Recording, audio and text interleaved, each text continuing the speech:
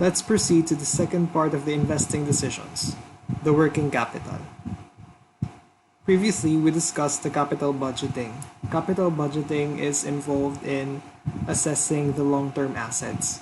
Working capital is involved in the day-to-day operations or the management of the short-term assets. Working capital is just another part of the capital that is needed for meeting the day-to-day requirements of the business. The working capital is a measure of a company's liquidity and operational capacity.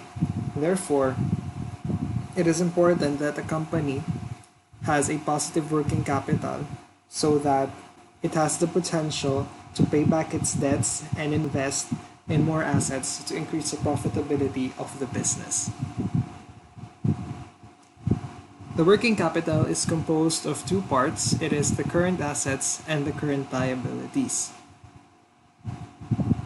The current assets are your cash and equivalents, the inventory, and your receivables.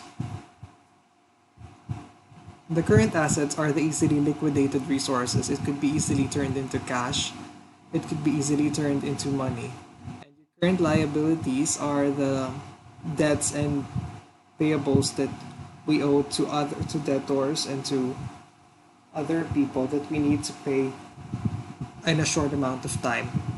The working capital has two concepts. Number one is the gross concept of the capital, wherein it just gives an overview of the working capital by focusing on the current assets. It disregards the current liabilities and just focuses on what assets are invested in the business. The second one is the net concept of the working capital. This concept takes into account the current liabilities. It gives us the equation for the working capital, which is current assets less current liabilities is equal to the working capital.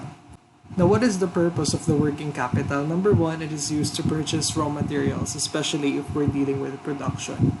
It's to purchase inventory. If we are dealing with retailing, it's to purchase of all the different materials. Number two is payment of wages and salary, payment of labor. Number three is day-to-day expenses, your utilities, repairs,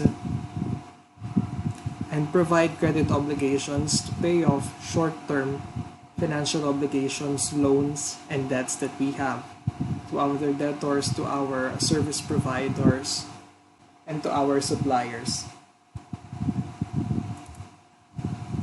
We have two major types of working capital. Number one is the fixed or the permanent, and the number two is the variable working capital. The fixed working capital or the permanent working capital is where the business maintains a certain amount of capital, of cash, at all times. The temporary or the variable type of working capital fluctuates to meet seasonal demands and special requirements. Under fixed and permanent working capital, we have the regular working capital and the cushion working capital. The regular working capital is the minimum amount that is needed for the company to have a smooth operations. The cushion working capital serves as your emergency, your backup for certain contingencies. This is an extra money allocated so that we would have something to pay whenever we have additional obligations that we didn't see.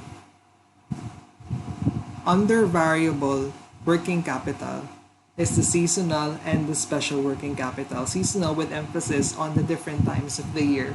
This we have your summer, your opening of classes, New Year, Christmases, Lenten season. All of these things have different themes, and with these different themes, therefore, we have different production spikes. A variable working capital means they change. These companies changes the amount of labor, the amount of materials that they use, the amount of people that they need when the season strikes. The special working capital gives special allocations to different contingencies, such as the launching of new marketing campaigns, the approval of research grants, and for conducting other kinds of development seminars with the employees. The amount of the working capital varies differently from several factors. Number one, we have sales. The size of sales is one of the most critical factors when determining the required amount of working capital.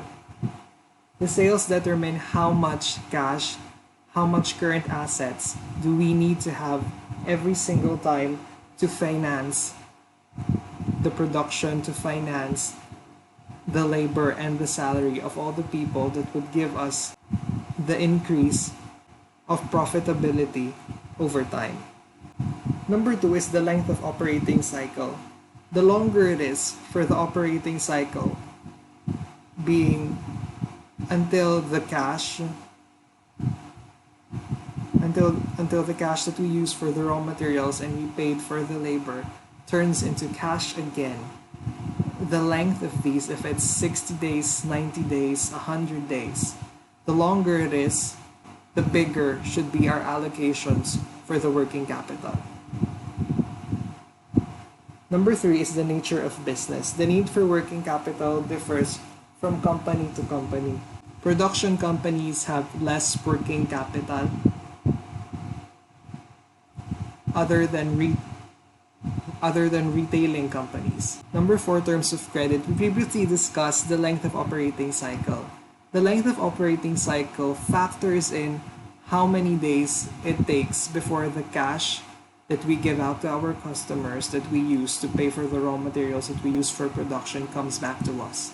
It factors in the terms of the credit, whether we allow our customers to use credit to pay for our services, to pay for our products. Now, if so, the terms of the credit, the number of days, has its weight with the working capital.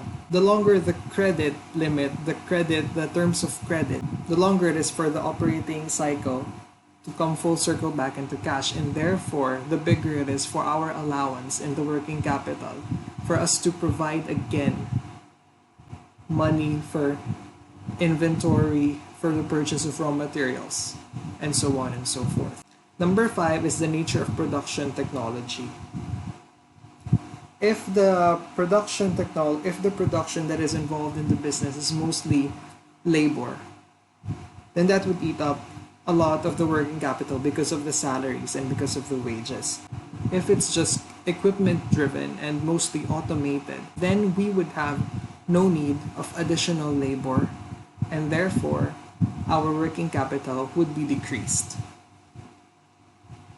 Number six and number seven is the seasonal variations and contingencies. In the types of the working capital, these all fall under the variable working capital. The seasonal variations and the contingencies provides cushions,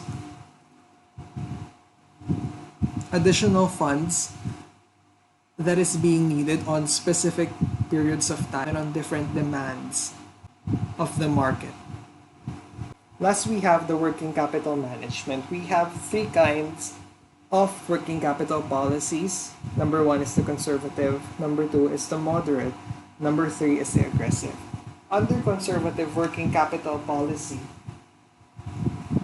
the capital management focuses on having a higher capital allowance, meaning they focus more on conserving money rather than investing money. It offers less risks and high liquidity. However, the profitability, since we are giving much more allocation of the working capital to contingencies, we are lessening the allocation that's supposed to go for its production.